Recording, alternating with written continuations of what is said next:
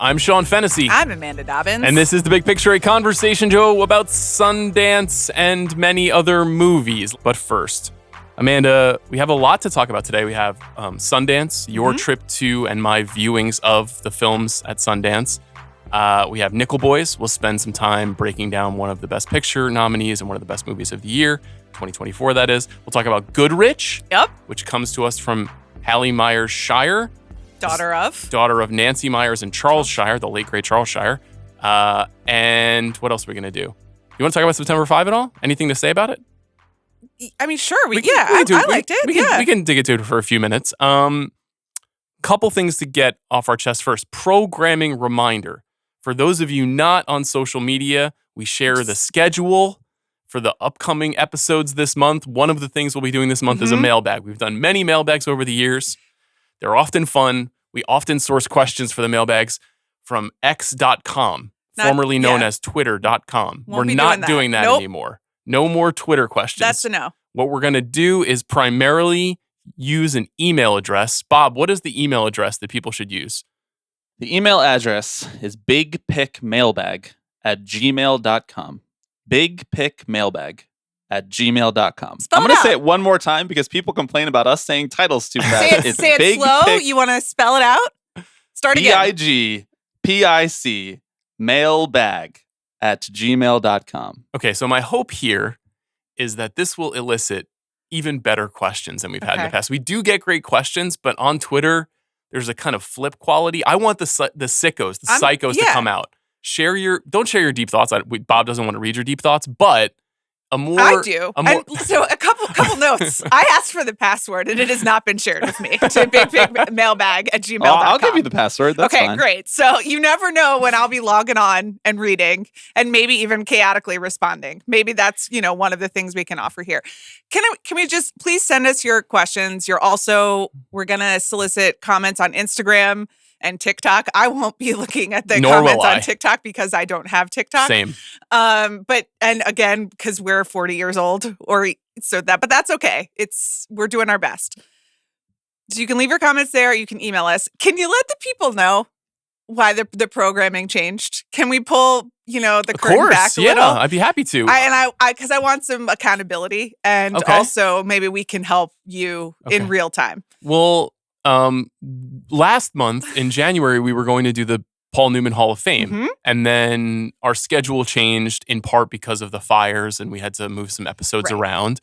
And so we moved that episode out of January. I had intended to do it in February, but then I was confronted with 25 new Sundance films to watch this past weekend. And I just have not had time to do what I feel is the appropriate amount of research for the Paul Newman Hall of Fame. For me... No. Let me read the text message that I received at 9:22 Did you not p.m. remember on a Friday authorizing night. you to communicate this? We're going Front Street with text messages now. Damn, I didn't know this was fair. I'm going to clock this for all future text messages from you, just so you know. That's great. Everything that I put out into the world is made for archiving. I'm proud of my content. Okay. Friday, 9:22 p.m. I made the mistake of acquiring all the pre-Hustler, that's the Paul Newman film, movies he made, and there's a lot of them, and I don't know when I'll watch them. This is definitively a me problem. So what we have here is just the Blu-ray volume is overtaking you. Well, it wouldn't have mattered. I would have tried to watch all these movies whether I had them on Blu-ray. I'm going to try to watch a lot of them too. But Newman, who's the greatest, made like 15 movies. No, I know. Before he really broke out as a megastar in Hollywood, or at least like figured out what his persona was. Right. And so I thought it would be helpful because a lot of them I haven't seen to figure out like how he misstepped or what kind of an actor he tried to be. Totally. Maybe I don't have to watch all of them, but I would love to get into like at least 5 or 6. I mean, and how much of that was his decision making and how much of that was him in the 50 studio system is also, Totally. I think the latter is a huge part of it. Yeah. We'll talk about it at length on the episode. But, I get it.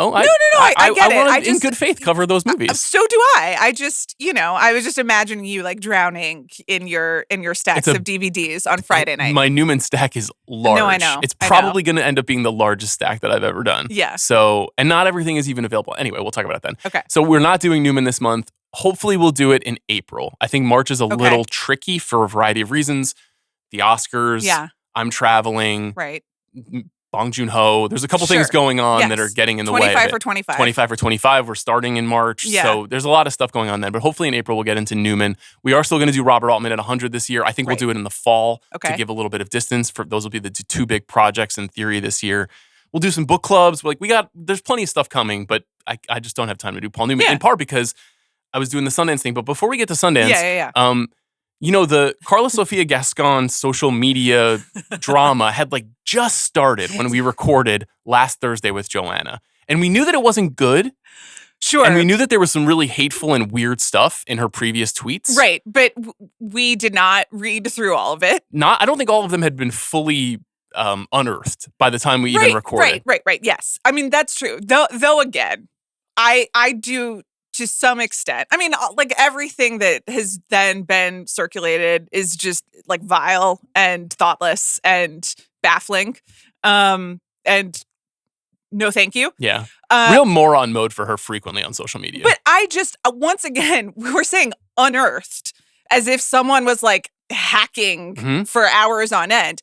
These were just publicly available, you know? Yeah. And this is a movie that was acquired by Netflix in May after Cannes. Yes. And Netflix has been running this campaign now for, let's just count, May, June, July, August, September, October, November, December, January. We're in February now. We made it 9 months. I had a baby in that time, and no one could just go think to hit it. No one checked. I have some questions. I don't know what to tell you. It's obviously a massive fumble. When we recorded on Thursday, we thought it would affect the race. We weren't sure how much it would affect the race because it was happening in real time. Over the weekend, Gascón, I think, made it significantly worse. Yes. She went on 60 Minutes and gave an interview in which she seemed defensive. She's posting again on social media about this. A lot of very long. And here's another thing is that I am not a Spanish speaker, and so all of this is being translated. And so we aren't the authorities on what's being said, but none of it is good. Most of it is very bad. And she is seemingly not helping herself. Well, it feels like an interesting controversy as a follow-up to the brutalist AI controversy where we're sort of this is a bad movie for this sort of thing to be happening to. This is obviously a bad controversy for a movie like Emilia Pérez, which I think had been vaunted as this progressive ideal of acceptance and multi-generational, multicultural, thinking about a world beyond our own world and the way that other people experience this world. Those themes were kind of baked into the campaign as well as the movie. And so now it feels like they have been really upended, maybe completely rejected. And okay, I'll just ask you directly, do you feel like this movie's entire campaign, Best Picture, Best Supporting Actress for Zoe Saldana, all of these things are imperiled by the comments and the controversy? So Zoe Saldana did win an award this weekend, London Critics Circle, is that? Which I think was predetermined some time ago. Which was predetermined, but in her acceptance speech, she did say, I wasn't expecting this, especially right now. That's me every time you read one of my texts on Mike. So I just want to say, and also I think she gave a quote that was it makes me so sad because I don't support it, which is just a perfectly ambiguous. I think she'll be okay. I think that she is. I have been she plotting. Is a star and in her own amazing bubble and is both really aware and also just kind of cutting her own ties, and people like her so much that I think it's okay. I think it's sort of predetermined. I think so, but I'm you not think it could 100% well, sure. Who else is in the running? I don't know if there is a strong enough competitor. Right. It's tricky because on the one hand, Zoe Saldana is very Hollywood and has worked with everyone and has been hugely successful. Yeah. And one of the reasons why she's being celebrated is, she took a chance on this movie. She works mostly on studio movies. Right. This was an independent movie. It wasn't a Netflix movie when she signed on. Not in English. All the things that she did, obviously learn, singing, dancing, all the things that she accomplishes in the movie. No. She didn't learn to sing and dance. Trust me, she has known for many times. Yes. Yeah, for many years, please. She learned the choreography and the songs and all those other things. But she's really great in the movie. I keep saying that over and over again. People are like, what do you think of Emilia Pérez? I'm like, well, I still really liked what Zoe Saldana did. I think the movie is really undercooked and overthought in a lot of ways. But I do think sometimes when something like this happens, people really back away from the project in general. I think if we did the power rankings today instead of, after like the first roundup on Thursday, we would push it lower. Or we would spend way less time deliberating. It would be Brutalist at 1. And maybe it would be below Anora. But if someone is voting for this as a repudiation of like the world at large or as like a statement of their values, then a scandal like this probably also affects their understanding of what this movie represents. Agreed. Yeah. We'll see. There's still roughly 2 weeks of voting. I think February 18th is the cutoff. So we've still got plenty of time here to talk about these issues. Who else will get entrenched in a campaign-destroying scandal? We shall see. Can anyone come for a complete unknown at this point? It's possible. I wouldn't rule it out. I mean, I hope that we don't get like the leaks of the early vocal recordings, but you see at this point that you like anything can happen. Okay. I hope we don't learn that AI modified I hope Timmy's we don't voice. either, but Sundance 2025. Yes. Some broad strokes before we talk about our experiences from afar. I wasn't there. You were there for a brief period of time. Seemed like it was a challenging year at the festival. Mm-hmm. A lot of the energy coming out of the festival was a little miserablest, to put an adjective on it. Modestly received slate, sounded like slightly slimmer attendance. The future of the festival's location is in doubt because in theory, next year will be the last year in Park City unless they decide to stay in Park City because there's been some concerns about the real estate opportunities. Genuine anxiety about the future of independent cinema, both in America and abroad, which is interesting because of how many independent films are nominated at the Academy Awards this year and how vital they seem, at least to that race, obviously coming off of strikes that have I was going to say, I know movies. that we keep saying that and about like everything. Anytime it's a disappointing weekend at the box office or anytime we're like, well, not the strongest Oscar year or yada, yada. We're like, well, it was because of the strikes. But I do think that this moment in time right now, especially for Sundance, is where just timing wise, the effects of the strikes and what could get made and what could get finished is really going to be felt. So I do think it's really slim pickings. I think you're right, and it is a factor. The one thing that seems to be impacting this, and as of now, as far as I can tell, there have only been 3 sales through Monday morning. And those movies are Together, which is the Dave Franco and Alison Brie thriller that was in the midnight section that sold to Neon. There's Train Dreams, which I'll talk about shortly, which sold to Netflix, and there's Sorry Baby, which sold to A24. When did I write this piece? In April of 2017, I wrote a long feature at the site. You might have edited this feature, I don't remember, called The End of Independent Film as We Know It. And the focus of that story was Netflix and Amazon getting very aggressive at Sundance and upending the market and redefining the kind of the purpose of the market at Sundance. And all festivals, and obviously the way that Netflix has kind of barreled through award season is a part of this story.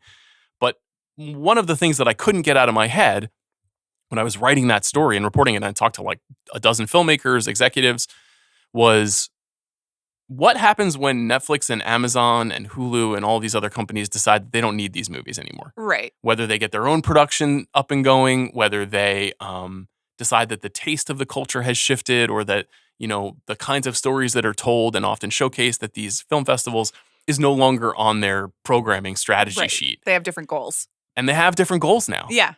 Like underrepresented here, studio-wise, no Amazon, no Hulu, no Paramount. I don't think any of those studios even screened any movies. Maybe there was one Republic Paramount movie that I saw, but like they didn't bring their stuff to the festival and they didn't buy anything. Now maybe they still will, but a lot of these companies kind of like left Sundance in the dust, and they've killed a lot of the smaller distributors in the meantime. Think of all of the smaller indie distributors that have died over the last 20 years.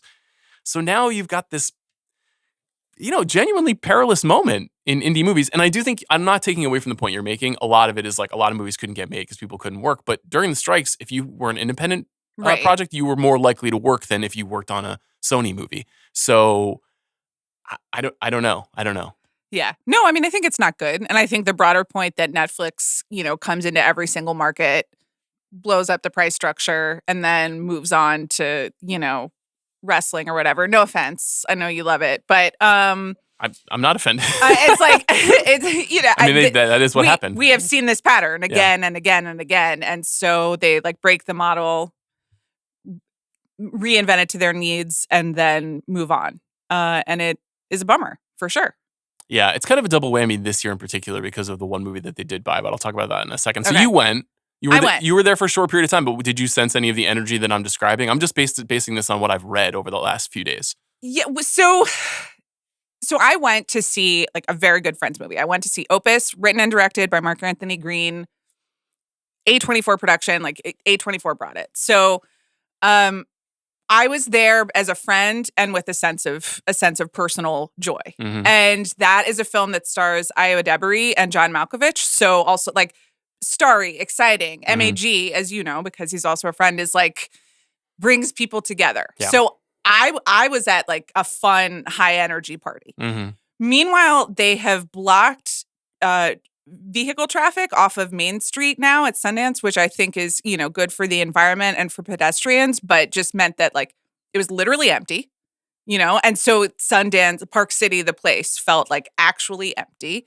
And the thing that always happens at any festival, but felt heightened here, was like you're walking along and it's just door after door of place is closed to you unless you're there for like, a car brand's like activation, party, whatever. Mm-hmm. And so there's just kind of a weird corporate vacuum in the place itself. So that's what I felt. Again, I was there for about 12 hours and I also hate the cold. So I was working with that personally. Was it snowing?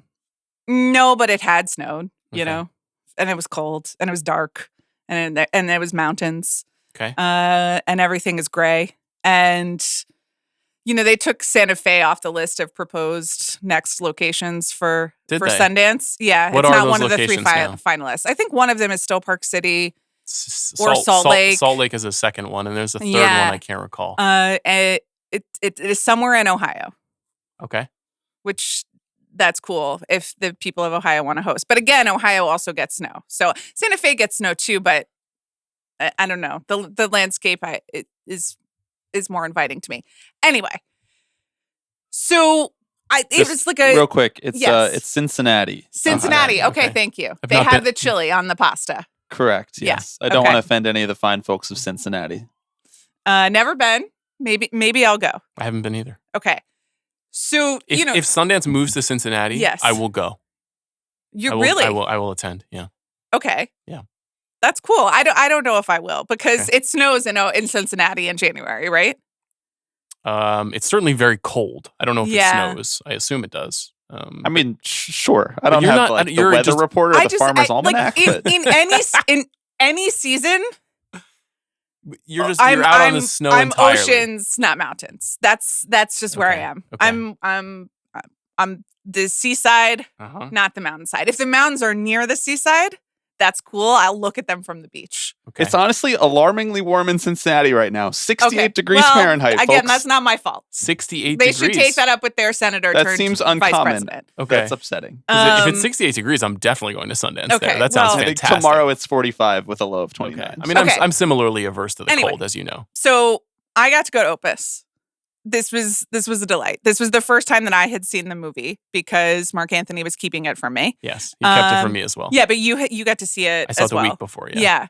I just really liked it, and it was really fun. And it is what a lot of things that I want to see in a movie. It's a very like pop in a good way, and also really strange. Mm-hmm. There are like 7 or 8 different moments where I was like, "This is just very memorable," and I guess could only come from Mark Anthony's brain, but also I was like, this is funny that it came from Mark Anthony's brain. I had the same exact reaction. Yeah. I was like, this is so MAG, but also not, which was exciting and surprising. And then also like, I don't want to spoil it because this movie is coming out March 14th. Yeah, we will talk about it in depth when it comes out. I encourage everyone to like seek it out. But, I had it watching in real time. I was like, okay, so this is a thing, and I could list the moments for you bit by bit. And I'm sure that you have many of them and maybe also some different ones. The music is incredible. I mean, it's done by Nile Rodgers and the Dream, so like that's not a surprise. Afterwards, I kept being like, and the music, and Zach was like, yeah, okay, it's Nile Rodgers and the Dream. Like, what did you expect? I did tell MAG though that anytime there's original music written for a pop star figure in a movie, it's always the bad. success rate is like 14%. It's really low. No, I know. So that's one of the I was trying to start a best original song campaign on the ground in Sundance. Why not? Like, submit it, because it's the worst category at the Oscars, but this is there's one song in particular that is like, it qualifies. Yes. It is part of the text of the film, and it bumps, and I can't wait to... We can't wait. Yeah. We need Malkovich performing live at the Oscars. That's what we need. That would be amazing. We really, really do.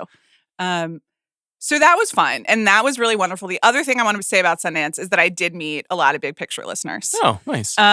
Including, I promised Ben and Dan, I hope I got their names right. Ben and Dan. Yeah, they're twins, and we talked a lot about the Eagles. Because, there's some anxiety-producing things coming up in my household in the next few days. Yep. So shout out to them. Ben and Dan are Eagles fans? That wasn't clear to me, to be honest. I didn't know whether they were Eagles fans or whether they just like knew that they had a moment, and they knew that was like a way to speak with me and to speak about my emotions. There was another gentleman who was there for Opus, and as he was leaving, he just said to Zach, "Go Birds." And then he said, "And tell Chris Ryan, go Birds." Mm-hmm. Was it Malkovich who said that? No, it wasn't. I don't know who that man was. I don't know whether Zach knew him or whether it was just like the Go Birds has extended to people in the audience. But I met a lot of young people who were just at Sundance to see movies, like not in the industry, which was really, really cool. And they all seemed very excited, and they seemed like they were having a great time and seeing a lot of movies that they liked. So I know everybody else came out of the festival really cranky. It was really exciting. I think that perfectly mirrors a lot of the binary conversations that we have on the show, which is that we remain incredibly excited about movies. Yeah. The industry remains very dour about its future because boom time is over, right? Like the riding high on the hog of like even 2010. Forget about 1987. Like, it's over. Like, it's a smaller business than it was. But movies are still good. Actually, Tarantino made some headlines because early in the festival, I think he did a talk with Elvis Mitchell, and he pronounced the movie business dead. Okay. That movies are dead. Right. And so now he's writing plays or something? And so, yes, he's writing a play, which, he located 2019 as the year the movies died. Sure. Fittingly, the last time he released a movie. Right. And... I don't agree. Like, I just don't agree. I definitely agree that the business is way smaller. And some of the things that he pointed out, that like movies get a 2-week theatrical release and then they go on VOD. I agree. It sucks. I think it's terrible. Yeah. I think they fucked up the theatrical model. I think in some cases it benefits movies where people can't get out of their house and so they can watch on VOD after a couple weeks, and there is some benefit to that. Yeah. Certainly benefits a show like ours where people get to watch movies more quickly. I was going to say, we are in fact now scheduling like a lot of our segments based on when movies are available on VOD or on streaming for a wider audience to be able to see them. But the theatrical movie model, it's just changed a lot, and it is smaller. I'll use that as a opportunity to pivot to what I saw at Sundance. Not in a theater. Although there is an app so you can watch it on your television. And so watching a movie on my TV is not quite being in a movie theater, but I got a better experience than many people did who watched it virtually. Yeah. I haven't been to Sundance in person since 2020. One thing to caveat this conversation with is there were seemingly a few fuckheads who were pirating movies off of the app and putting scenes on social media over the weekend, particularly the movie Twinless and the Selena documentary. And so both of those movies halfway through the virtual festival were pulled down from the app because people were pirating them. To those people, fuck off. That's not cool. And I hope that doesn't imperil virtual Sundance. Yeah, you're ruining it for the rest of us. I think that would actually only wound Sundance and the festival apparatus even more. So anybody who does that, whether they were stans or not, should not do that under any circumstance.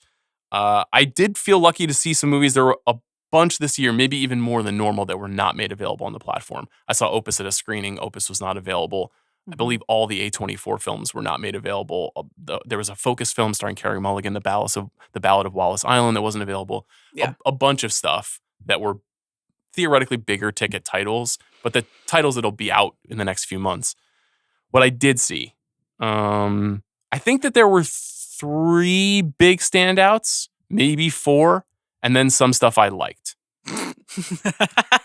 That's a small number for Sundance. I'm usually able to pull a lot out. I didn't see everything, but I did get through about 25 movies. The best thing I saw was Train Dreams. I think this was true for many people who saw it. Right.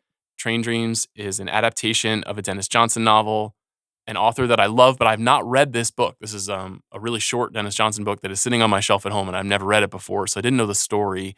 And it's directed by Clint Bentley and written by Bentley and Greg Cuidar. These are the 2 guys who made Sing Sing. Mm-hmm. So Clint and Greg, as Greg talked about on the show when he talked about Sing Sing on the pod, they basically like trade where Clint makes a movie and Greg helps, and then Greg makes a movie and Clint helps. That's a nice way to do it. Yeah, it is cool. And they obviously have this great partnership. Clint had a movie at Sundance a few years ago, or maybe it was TIFF. It might have been TIFF, called Jockey. This new one stars Joel Edgerton, your favorite actress, Felicity Jones, Carrie Condon, and William H. Macy. It's primarily Joel Edgerton. It's about a guy named Robert Grainer, who is a logger born in the 1880s. And it just kind of charts periods of his life. Okay. I have been, I would say, unkind to Joel Edgerton as a movie star in the past. Yes. I have often said you could replace him with most other actors at his level and get a better movie. This is one of the first movies I've ever seen with Edgerton that perfectly accesses his skill, which is he has like a taciturn anti-charisma. His like internal quiet is used very, very well in this movie. Now, I'm very interested to see if you like this movie. I mean, you're just like, it's about a logger. It's very, very... who has like dealings with Felicity Jones at some point. I was like, well, I'm out. Yeah. No, that's mean. It's not the most Amanda movie I've ever seen, but it is like a very heartful movie. It is very Malick, which I know you can go either way on. It does a couple of things. Good is good, and if it's not good, it's not good. Very good. That's the definition of which way I go. Yeah, I'm curious to see if these guys get their Oscar revenge with the Sing Sing situation with this movie. Unfortunately, they were acquired by Netflix. We have some questions. We've got some notes about the Oscar strategy. That is the tricky part. One, this movie is beautiful. The opening shot of the movie is something I've never seen before in a movie, but immediately transports you into this world. It's like a camera is affixed to a tree that is being cut down, and you move with the tree. Well, now you've spoiled it. Well, it's the first thing we see. Stuff. Okay, well, all right. I won't say anything more about the movie. Yeah.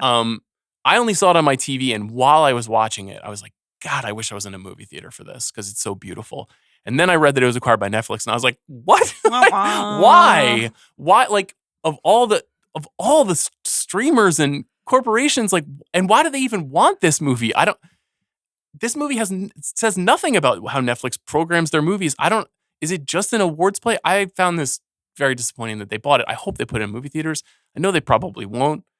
It's not a perfect film, but it's very good. I was glad I watched it. People should check it out whenever it's made available to the world. Can you pause while I open the water bottle? I forgot to. Sorry. I didn't want to distract you. Okay. Well, now you have distracted me. I mean, I just can't like flick it open, you know? A movie I liked. Yeah. It's called The Things You Kill. It's a psychological thriller by an Iranian filmmaker named Alireza Khatami. I'm not going to share too much about this movie because it's a bit of a head fuck, and to give away any of its plot details I think would ruin it. But if you like the kind of Iranian social realism, like if you like Asghar Farhadi movies or the Panahi movies or Abbas Kiarostami and the sort of like ethereal quality that he brings to his movies, it's kind of like a big stew of those movies. It's set in Turkey. It's not set in Iran, but you can see the major influence on Khatami. And then there's like a very David Lynchian quality to it. So it was just sort of well-timed since we've been thinking about Lynch after he died and thinking about the way that those influences kind of collide together for a movie that basically you're just waiting to see like what's going to happen, like a kind of traditionally well-told story. So I liked that. The best movies that I saw this year were 3 documentaries. They're paired together. Obviously, documentary is what Sundance is doing really well these days. The names of the movies are The Perfect Neighbor, Predators, and Zodiac Killer Project. I'll tell you about them very quickly. I think you'll probably be hearing about the first two throughout the year, and we'll probably be talking about them at this time next year. The Perfect Neighbor is directed by Geeta Gandbhir. It is about a terrible crime in Florida in a small neighborhood, and it's told entirely through police body cameras, but it's not a movie about police brutality. That they're basically just the vessel to tell the story of a dispute between neighbors, and it's sort of like it's a portrait of community problems and the problem of stand your ground laws, which, if you're not familiar with them, they're about the right to a certain experience in a home that Florida, I think, passed, I want to say 15 years ago. There's just an alarming incident rate in the aftermath of the passing of this law. I don't want to spoil anything for you. The movie is cut together like a kind of beat by beat whodunit, and why. It's like very slow rolling, but it's done. I think it's right on the edge of exploitative, in my opinion. It doesn't really cross the line, but it shows just like a tremendously painful thing that actually happened and confronts you with it. And then really had me thinking, a classic Sundance virtual experience of like, I watched this at 11:30 p.m. and then was like, fuck. And then I couldn't go to bed and I couldn't fall asleep and I was thinking about it all day long. So that is The Perfect Neighbor. The next one is Predators. Did you ever watch the show To Catch a Predator? I don't know whether I watched it or whether it became like a meme in so much, or not even a meme, but like a reference bit in so much other pop culture, where like people would make jokes about it, or like, I saw your, headline I saw your face on To Catch a Predator or whatever. Right. Like it became a reference point. It did. This was a show that ran from 2003 to 2007. It was a spinoff from Dateline. It was a show that was it was like a prank show to entrap child predators. Like it was it really? Okay, then I never watched it. It's not a prank show. It's just set up the same way, where there's sort of like hidden cameras everywhere, and an actor would portray an underage girl or boy and get into online conversations with men who were like looking for a meeting and something much worse than that. And every episode was that. Every episode was hidden cameras in a home. There was a rented house, a 25-year-old actor dressed to look like a 13-year-old or a 15-year-old. And then the host of the show, Chris Hansen, who was a journalist for Dateline, would come out and confront the criminal, I guess, about what it was he thought he was doing in that space. And it was tremendously awkward, but sort of like weirdly gratifying, because you were like, take this guy down. And it had like a big moment in culture, I never actually watched this. The show in retrospect is like such an ethical quagmire. And the documentary goes into extraordinary depth into figuring out how and why. And it's just an incredibly well done documentary. Like, I don't want to say anything else about it, but really, really probing and kind of forcing you to think about why you like the things that you like and what is really the line between an online experience versus a real world experience, and mental health, and basically like what TV can do to victimize everyone involved. Mm-hmm. I loved that movie, directed by David Ossett. Okay. And then the third one is kind of cool. I think you will at least appreciate it. It's called Zodiac Killer Project. It's directed by Charlie Shackleton. Really more of an essay film. So Shackleton was trying to make a regular true crime documentary about a book about the Zodiac Killer. At the last minute, the rights to the book fell through. The author decided he didn't want the book adapted. And so instead what he did is he took all of the tropes that you would find in one of these documentaries and he starts unpacking them and analyzing them. So a lot of B-roll of locations, and then he just talks over it and says, and here's the part in the documentary where I would do this. You remember in How to Make, in Making a Murderer, this scene happened, and it would be just like that scene. And he kind of like showcases all of these different strategies that documentarians use to get you invested in the worst thing in the world. Yeah. It's a clever movie. It's not on the par of the first two docs that I talked about, but this like analysis of true crime and the way that true crime is rendered on camera or on screen is a fascinating trilogy, like accidental trilogy maybe. There were a lot of incidental or accidental like pairings across the whole festival, but that one was good as well and worth watching. I'll mention a couple more. Yeah. Sorry Baby. Was there any talk of Sorry Baby when you were on the ground? No, but again, I mean, I drove to Park City, went to the movie, went to a party, went home. I thought maybe at the party there would be because this movie was in the No, I was mostly talking to my friends. That's the other thing. Okay. Or your friends. I met some of your friends as well, and they were very nice and said nice things about you. How nice to hear. And mostly we talked about other film festivals. So okay, and how they're superior. Or? Yeah, there was not a lot of, but there was come to Telluride, because like as soon as I go to a film festival, like the Siren Song of Venice like reaches out to me, But I don't know. The logistics are hard. Everyone wants to be in Telluride except for you.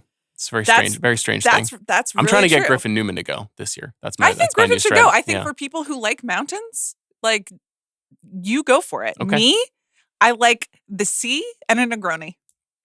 I'm certain that they have Negronis in Colorado. Nevertheless, we digress. I actually asked for one in Utah, and they don't there for a variety of reasons. But anyway. Yeah, Utah a little more challenging. Well, the very nice bartender was like, "We can make it's an open bar. We can make almost anything for you." And I was like, "Can you make a Negroni?" And they were like, "No." And then everyone made fun of me. But I'm very sorry to hear that. I thought it might come up at the A24 parties because A24 did acquire this movie. Probably the least surprising thing I heard about Sundance this year was that A24 acquired this movie. Eva Victor is the writer-director of this movie. It's about a woman in a small college town reflecting on a traumatic event in her life. To share anything more would be saying too much. Okay. It is on the surface very Sundance. Yeah. It's more clever than that, than your tropey kind of a movie. Eva Victor, a comedian, I think pretty famous on TikTok, though as you mentioned, we're not on TikTok. Lucas Hedges is in this movie. He hasn't been in a movie in some time. He's back. He's great. Also the boy prince of A24. Naomi Ackie is in this movie as her friend. Eva is the star of the movie as well as the writer and the director. I think she nailed something really impressive with the tone. I think many of the people that I was reading out of the festival like this movie more than I did, but it's still very good and worth recommending. Okay. 2 quick ones. Yeah. Andre is an Idiot. Okay. Really good documentary about a guy who gets colon cancer and then just decides to let people follow him as he goes through the entire process of colon cancer. It sounds very upsetting. It is very upsetting at times. This guy is extremely irreverent. He's like an ad agency man too, so he like knows the power of visual communication. So he's in on the bit. And it's very in on the bit. And it's part of the thing that he's doing. This is actually also an A24 documentary, which I did not realize. It won the Audience Award for U.S. Documentary. I think people will enjoy this. 2,000 Meters to Andrivka is Mstislav Chernov's follow-up to 20 Days in Mariupol. This is also a film about the war between Ukraine and Russia. Okay. And it's very scary and sad. It's sort of like kind of like the Black Hawk Down to the Children of Men in 20 Days in Mariupol. It's just like, it's the war movie. It is, he's on the front lines as the Ukrainian army is attempting to liberate this like 1 mile forest from Russian forces, which is considered a very strategic stronghold in this war. And so he's just with grunts in the trenches for 2 hours. It's a tough watch. Yeah. Just like 20 Days in Mariupol was tough, but worth watching. And then the saddest thing I saw was Omaha. Oh, great. We saved it to the end. Yeah. Cole Webley is the director. Robert Machoyan is the writer. He's directed a couple of incredibly sad movies about men whose like lives are falling apart and the way that it affects the people around them.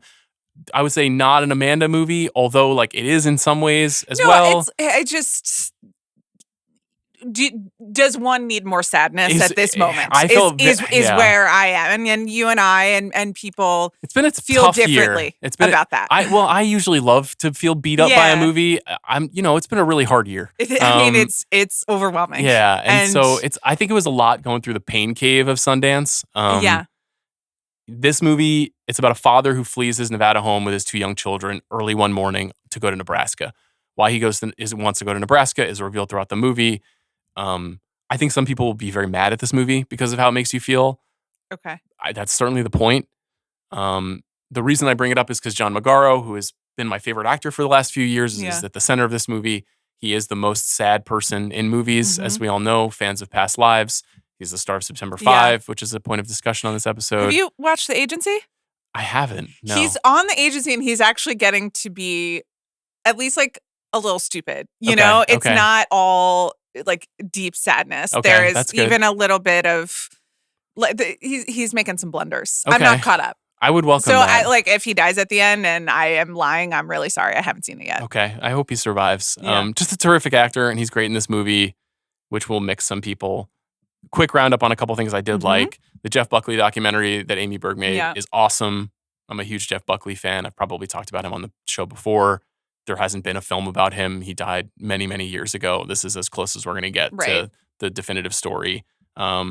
I did see the Selena documentary, which I thought was pretty good. I thought it was pretty standard, but pretty good.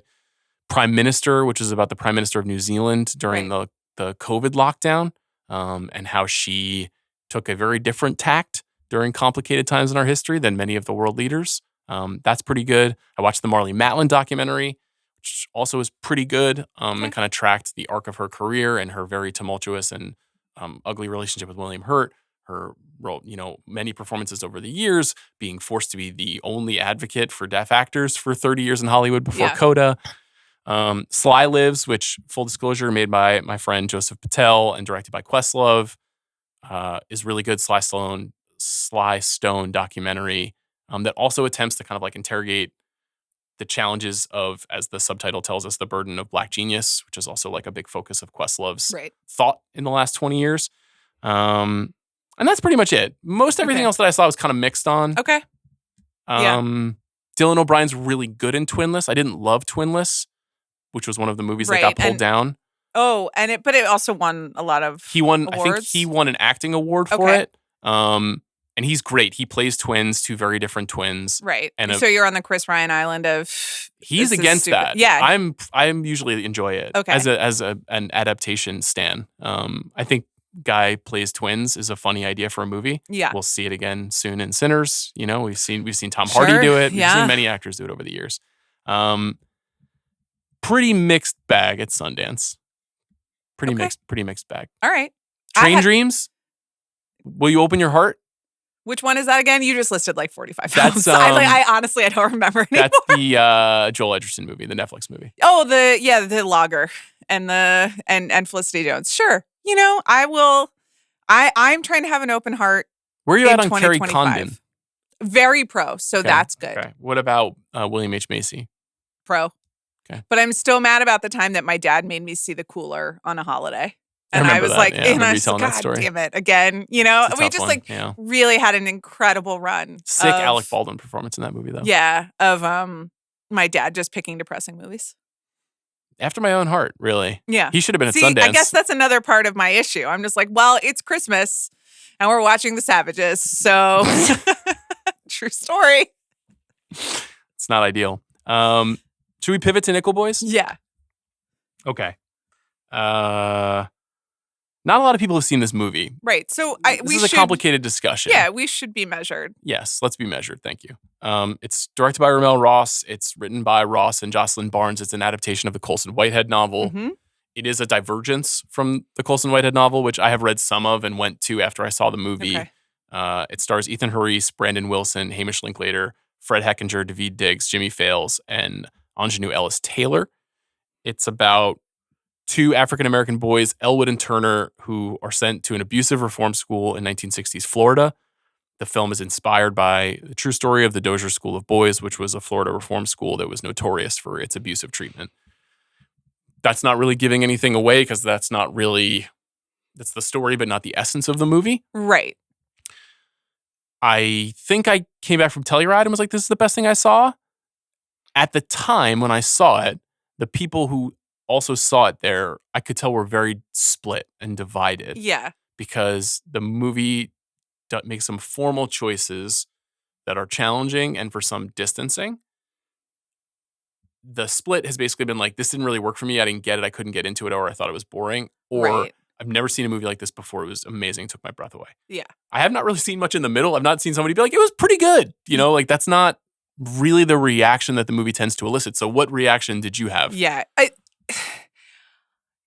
I don't know how I pair like the exhilaration of the inventiveness, and to talk so much about form can be a little off-putting, I think, until you've seen it, because you start to, or at least I am in it, Dobbins, start to worry about like, technical supremacy and kind of like movie nerdiness. But there is something truly astonishing and revelatory about the way this movie is made and what it reveals about the way you watch a movie, the way that you tell a story, the way that you see the world and learn things that I thought was like electrifying, and also translates into just like deeply heartbreaking story. Like this is, we were talking about sad stuff before, but because this movie is so good and communicates like emotion, history, perspective so clearly that like that's a wallop, So I was both like, oh my God, Nickel Boys, and like I rewatched it last night and was just like, well, and now I'm feeling it again. So a huge, it's wonderful. Like it is definitely one of the best movies I've seen in the last year. But I also, it stays with you. And that's what movies should, right? Like it's tough. It's funny. You told me, and I think you came back from Telluride and you were like, it's a tough sit.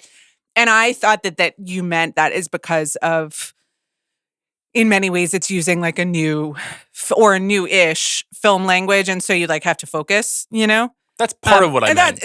But, the other half is that it is just, it's harrowing. It really is. Yeah. Yeah. It's a very upsetting story.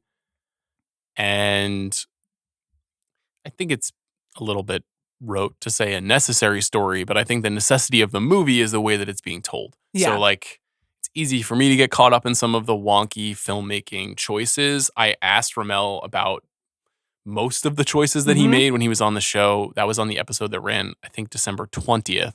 If you liked Nickel Boys and want to hear him talk about it, I recommend it. He's a professor, and you can tell, and he's really good at communicating his ideas. I obviously love directors who are good at communicating their ideas, but he is particularly adept. I've talked to him a few times now about the movie, and each time it adds to my appreciation of what he was trying to achieve, which is that even though I felt like the movie was distancing a little bit at first when I first saw it, because of the kind of the difficulty of the way that you're trained to watch movies and the way that this breaks the form of what your expectations are, the truth is that he was obviously going for the opposite, which is that a photograph is by nature distancing, but perspective, being inside of your own head through your own eyes, is not distancing. You feel close to something the way I feel right now between us.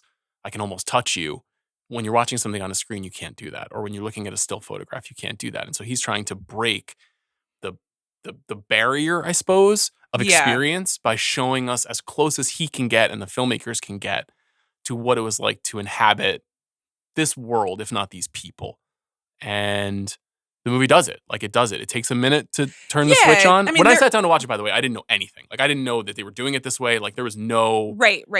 Like, and so there is that moment what is going on here? And even if you do know, okay, it's like a different, it's first person point of view, or, our brains especially are just wired to watch movies a certain way, to look at images a certain way, to learn information like in a certain way. We're trained to expect not just like plot development, but like the accretion of detail in a certain way. And so your brain, like that first 20 minutes, your brain is like definitely reworking. And it is sort of intellectual at first, right? Like you're sitting there and you're thinking, oh, okay, you're doing this instead. And this is how you're showing me this. And I'm supposed to know this. I thought that it was done so deftly, and also still with such like artistic choice, that to me it was like really revelatory in thinking about, like, I didn't mind that I was thinking about like camera decisions or framing or all those sorts of things. Like that was really additive. Why are you showing me this in this way? Yeah. And I also, as an adaptation, because this is an adaptation of a novel, that was also really exciting, because I, as someone who loves to read novels, a lot of movies don't really, you lose a lot in perspective shift. You lose a lot in suggestion and what just the way you make a movie versus the way that you write a novel. Mhm. So it was interesting and exciting to be thinking about like, oh, so this is what you're communicating in this way. And this is kind of like if you're writing it. So I thought all of that was cool, but you're definitely like focusing on that for a little while until you get into the rhythm of the film. And the film is also structured in a way where it is really like, okay, for 20 to 30 minutes, we are going to really ground you in this visual decision that we're making. And you're going to learn the language. And you are like maybe so focused on learning the language that you don't realize the emotions are seeping in. And then it makes just like, and I don't really want to spoil it because so many people haven't seen it, but there is a decision, there's a moment in the movie that's like unlike anything that you've seen in some times. Yeah, we can I think we can talk about a couple of them if we want to put a little bit of kind of casing around it. Before we get to that,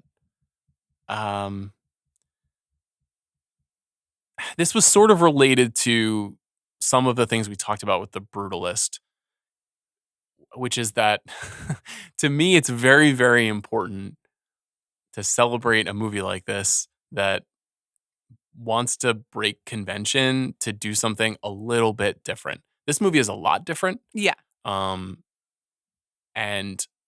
I'm kind of astonished that it got nominated for Best Picture because of how different it is. Now, you could make the case, it's produced by Plan B. Plan B is like the reigning champion of production companies that get nominated for Best Picture. And they often make movies that protect artists who have strong visions. Like that's a thing that they're very, very well known for. And especially Dee Dee Garner and Jeremy Kleiner, the executives who run that company, like they have a very, very, they build like a force field around creative people. Still, this movie does a lot of things. In addition to the first person perspective, it uses archival imagery and what appear to be kind of like found documents that are created documents and musical and especially in the sound design choices that are unconventional is too soft a word to describe how it's a lot closer to kind of like outsider art than it is or what you might find in a museum. Yeah, I wrote fine art down. Yeah, yes.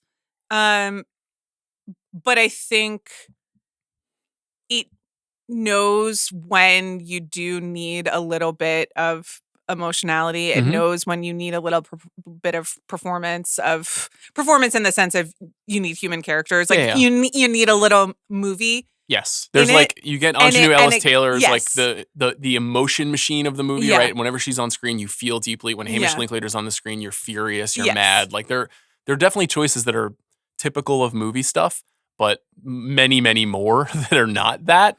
Right. And then but it's just so finely calibrated that it does know when to give you that hit of, okay, so there's a thing where I know I'm supposed to feel right now, so I can reorient myself around that and take the rest of the information in. There's one other thing that it does where maybe we can start. We'll just do like 5 minutes of spoilers. So if you do not want to hear anything,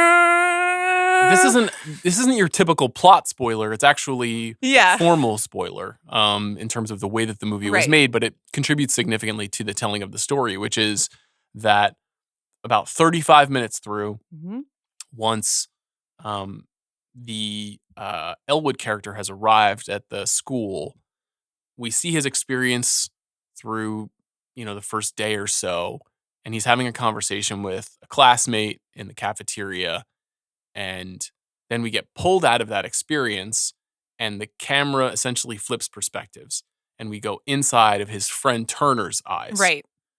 And then the movie toggles back and forth between Elwood and Turner. And so the first thing is that you see this character whose head you've been living in for 35 minutes for the first time. And there is just something like jubilant isn't the right word, but you're just like, oh, like there he is. It's this person that you have been like thinking about. And so, I mean, it's almost like meeting your kid for the first time, sort of. You're just kind of like, oh, this is... I didn't have a visual on this. It's a really, really memorable, remarkable feeling. And then And then because you're toggling between the two of them, it formally creates something almost akin to like third person traditional filmmaking. So they you do get a conversation or two between them. You get that little thread of what I think of like what we're looking for in terms of just how to watch a movie. Mm-hmm. But you also then get Turner's perspective, which is emotionally and slightly different than Elwood's, and he sees the world in a different way. He sees Aunjanue Ellis-Taylor in a different way, and so it's like a compare and contrast as well. That it's just cool. Like it's just, I mean, I can't believe they pulled it off. Yeah, it's pretty stunning. And then I think I won't explain how, but that choice that is made wends amazingly with the telling of the story in the second half and becomes such a coherent choice. Like when the movie flipped, and the first time I was watching it, and then we start going back and forth between Elwood and Turner. Right. I thought this is a surprising and interesting choice. I'm not sure justification is a strong word, but sort of like what the purpose was other than to kind of like before sunset it, or it's like he thinks this way and he thinks this way and they can go back and forth. And then there's a fusion of that choice that really pays off. I think I would never presume to give this a note, but I will just say from my experience the first time, it pays off in one way. There's, and we've put the spoiler things on it, but there is sort of like we're jumping times here. And so there's a framing device.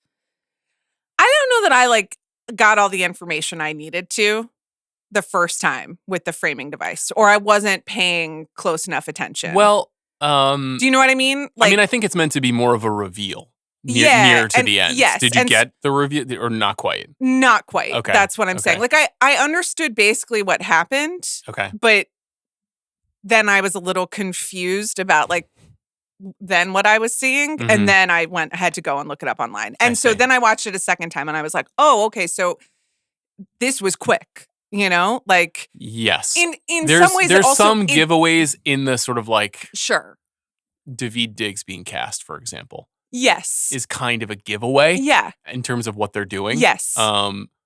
Which I think some people complained about when I was at Telluride. Okay, they were like, this kind of ruined where this was going for me because I know that voice. Whereas when you're in the film, the two young actors, we really don't, they haven't been in a lot. We don't have a big relationship with them. And so it gives you this I should say Ramel was a documentarian. He was nominated for an Oscar for Hale County This Evening. The movie, the first half of the movie, kind of until Hamish Linklater and Fred Heckinger show up, I was like, this is just documentary filmmaking with Aunjanue Ellis-Taylor in a kitchen, and the same way that Hale County felt like a guy who was hooked on Malick decided to make a doc, and The Tree of Life is such an important movie to this movie. It's incredible. If you haven't seen The Tree of Life recently, rewatch especially my favorite parts of that movie, which are the scenes in Texas when he's a young boy, and the way that Malick shoots perspective and the way that Ross shoots perspective. They are. I know I always use this phrase, but they are talking to each other. They are. Yeah. It is a communication bridge.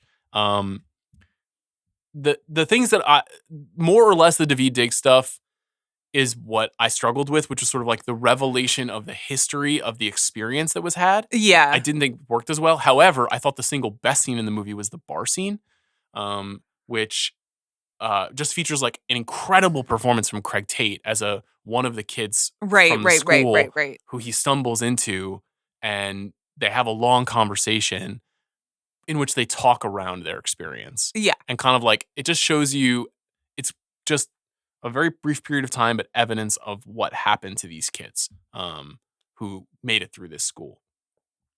So I didn't love some of the modern day stuff. Same. Yeah. But I do think that there's a necessity to that part of the story that I thought had value. Again, it's one of the reasons why I'm I know you're ragging on me for being it's 4.5 out of 5 or whatever, but I'm there are things in the plotting where I felt what I could feel with him was this is an unseasoned narrative filmmaker making a lot of bold moves, and not all of them are going to work. But aside from that, everything that happens in Florida, is tremendously effective. The decision not to portray certain things, when the camera looks away, when it looks at something, the way that a person would. Yeah. That stuff is so sophisticated and so interesting. I really, really like this movie a lot. It's wonderful. I mean, I hope more people get a chance to see it. I hope that you aren't listening at I mean, maybe people have skipped at this point. You know, I hope we didn't spoil it for people who haven't yet had the chance to see it. Yeah. It's but you know, this is a movie podcast. You know, it's a movie we got to podcast. talk about our movies. It's got nominated for Best Picture. Yeah. Get out there, folks. I know that's this curious thing about this time in movie history is a movie like this is, I don't think it's coming to streaming for like another month or something, which is just odd. I don't know. It was originally going to come out in October, and then they pushed it to December, and then it came out in 5 cities, and then they pulled it, and now you can't really watch it. We're lucky that we got to watch it the way that we did. People should check it out. Yes. And listen to not just my conversation with Ramel, but I would go hunt down some of his interviews because he's a great talker for the movie. Okay, I don't know if we could pivot any harder. But it's for like an emotionally sort of downer episode. Yeah. So we started high. Yeah. Opus. Yeah. Then just we started with you acquiring the password to the email account. Oh, sure. That's right. That's right. That was the Bobby highest high. has not provided it yet. Okay, we're still waiting here. Bobby, I'm just watching. Is it useful if I text it to you right now? Just say it on the pod. You know, another of my friends texted me about the guy from The Idea of You, and so I had time to respond to that. So I can do a lot. We can have it all on this podcast. Nicholas Galitzson? Yeah, I think she enjoyed the performance, not me. So cool. Password. Opus, positive. Mm-hmm. Then Bummertown Sundance. Yep. An artistically tremendous but emotionally grueling film in Nickel Boys. Yeah. And now we're going back up. We're going back up to Goodrich. Which I did tell you I watched over the holidays. Yeah. With low expectations. Sure. I can't say I'm a fan of Home Again. No. I had a great time at the premiere, but wonderful house. Sure, that will come up again. I'm certain. Yeah. And you know what? Maybe this is my bias showing, but the perspective of the movie obviously flatters some of my personal interests and experiences in life.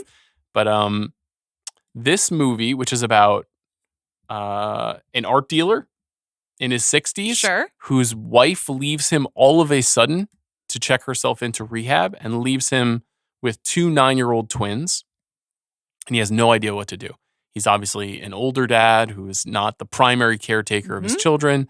He also has an adult daughter who's going through some things of her own. She's also pregnant.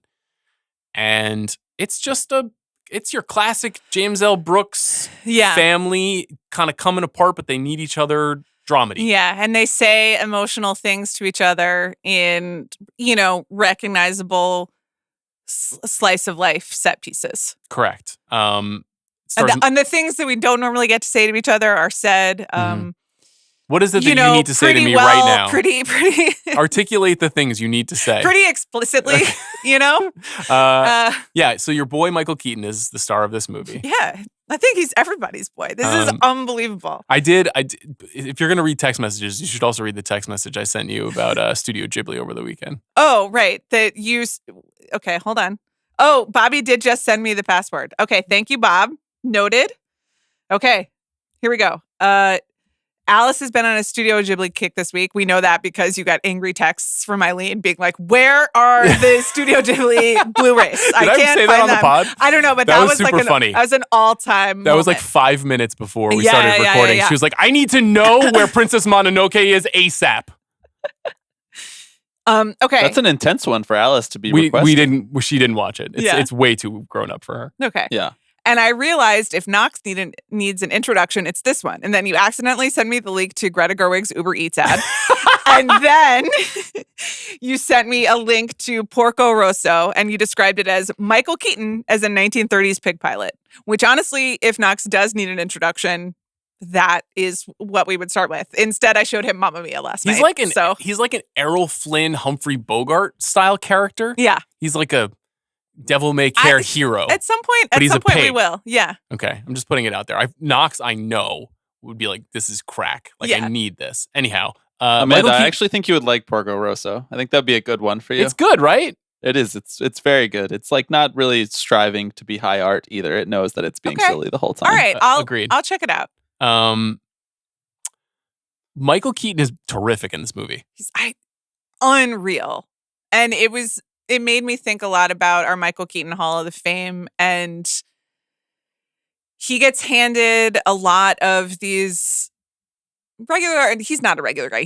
He's like a really rich, successful art dealer, but he turns it into someone you just want to be around. I think if there's a problem in this movie, it's that he makes the character too likable. I agree. I'm just like, everything he's doing seems He's fine. supposed to be more flawed than he feels like. But he's Michael Keaton. Yeah. And he's just like, he's doing good, you know? It's the trick of the movie is that it wouldn't work without Michael Keaton, but Michael Keaton is kind of upsetting the narrative structure because of his natural charm. Right.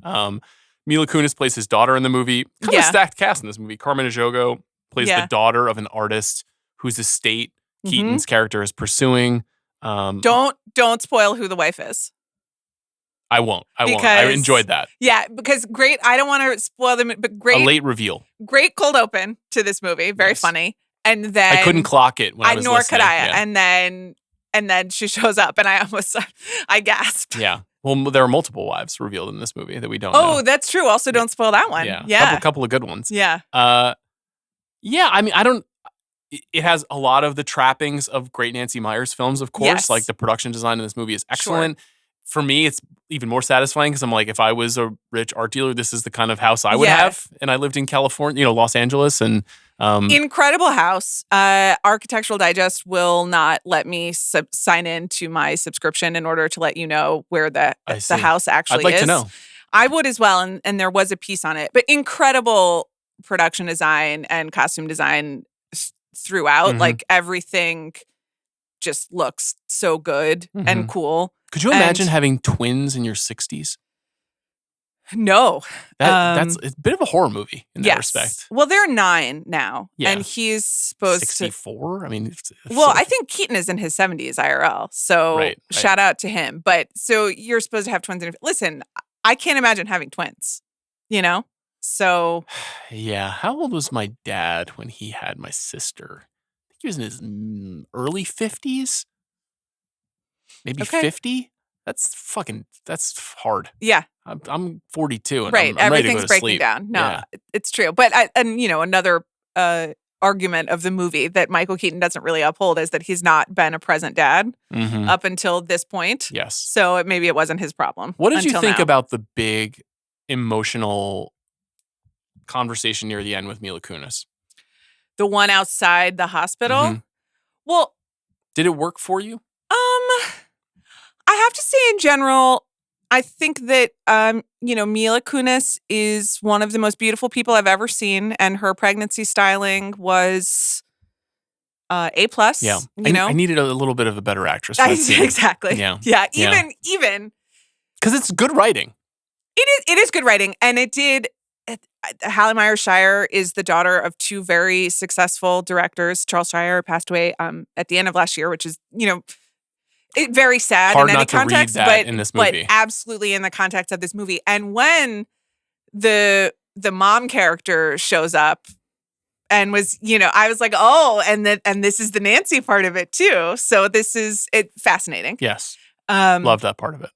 So it is good writing, and again, it is like that would never happen in real life. Those people would never air those grievances, but the grievances are aired in a nice way.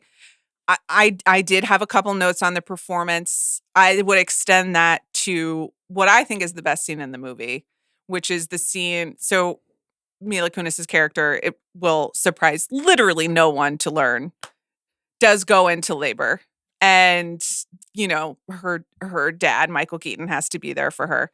And then the husband shows up and gives a great speech. It's a really, really, really good speech.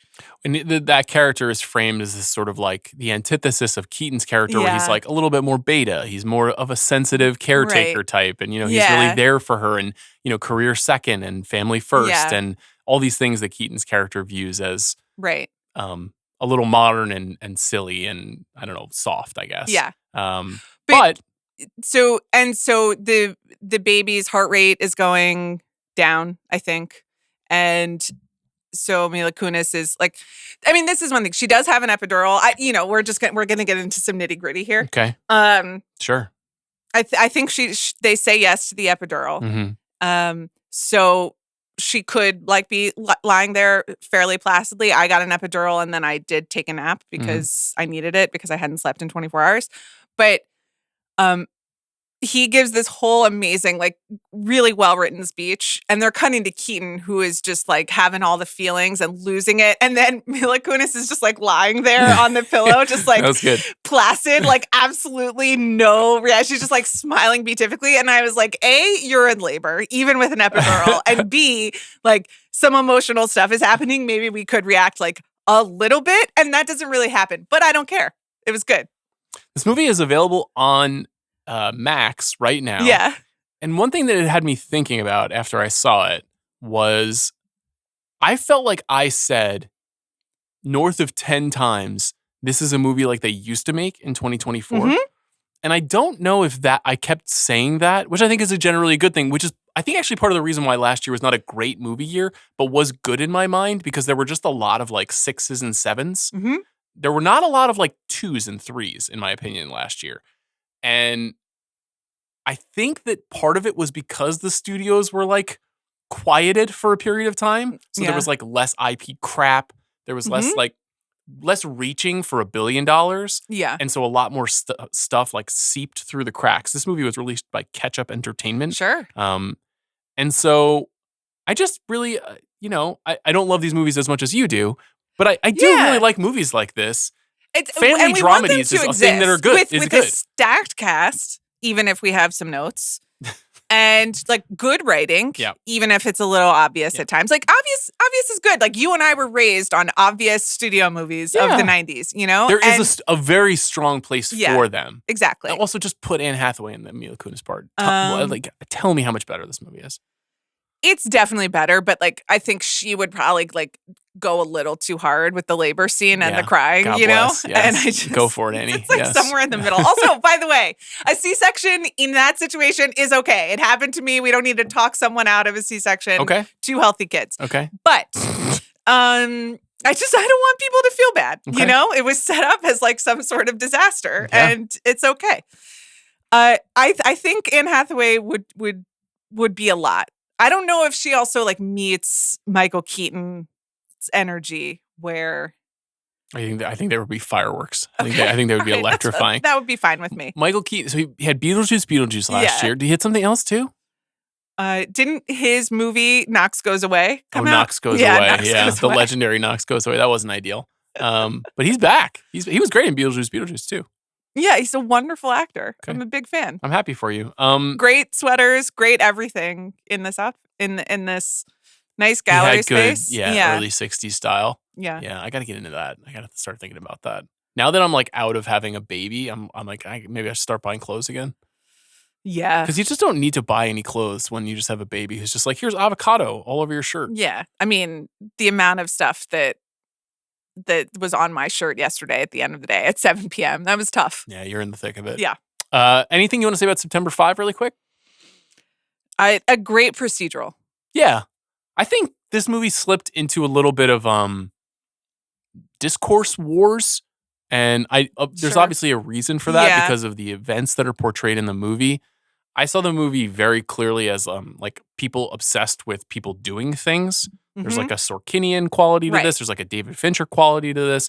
When I talked to Steven Soderbergh on the show, he was like, I love this movie. I had no notes, which is great conversation. Yes. Thank you to Steven for saying my first name. Also, did you cut that out and like put it in a little box somewhere on your phone? I had a nice moment. But like, this is definitely like a Soderbergh movie too, right? I'm just like, we got to do it. Yeah. Like it's all about action. Yes. And then considering the effects of the action later. So yes, and there are some damaging effects. Yeah. I thought that the movie did a pretty good job of showing that cavalier action. Yes. This is not a movie about perfection and execution. It's a movie about people who are ill-equipped, trying their best and at times failing to do the right thing. So I thought pretty nifty movie. I did compare it on Letterboxd to an HBO original movie, which people think is meant to be a dig and is not a dig. There was a time in the 90s when every Saturday night there would be a new, or maybe it was Friday nights. I can't remember when the original movie aired. I think maybe it was Friday nights where like, it would be like, Ving Rhames is Don King. Just 2 hours of Ving Rhames doing Don King. And it was tremendously entertaining. It didn't quite feel like going to the movies, but it was good. Yeah. And this movie is the same. Thanks to Jack Sanders. Thanks to our producer, Bobby Wagner, for his work on today's episode. Later this week, this is sort of an Amanda special. Sort of. So so here's the thing. Garbage rom-com and garbage love are different. I totally agree with this. So garbage rom-com is where I eat, you know? Yes. And garbage love is just a thing that we experience every year around this time as people try to program for Valentine's Day. Garbage love is using a love story with a genre package. Yes. Basically. It can be any kind of genre, really, but it needs to be a romance inside of a movie that is otherwise appealing to audiences that like action movies, comedies, like broad comedies, sci-fi, horror, any of those things. So this week we'll talk about Companion. We'll talk about You're Cordially Invited, which is on Amazon right now. We'll talk about Love Me. Maybe we'll talk about Love Hurts if I see it. Yeah. Anything else? What else is coming out? There's another movie. Oh, Heart Eyes. I saw that. Right. And then we'll make a list. We'll make a list of 10 great or essential examples of garbage love. You ready? I mean, I really am. Okay. I'm looking forward to it. I might let you drive. Oh, okay. That's exciting. Great. We'll see you then.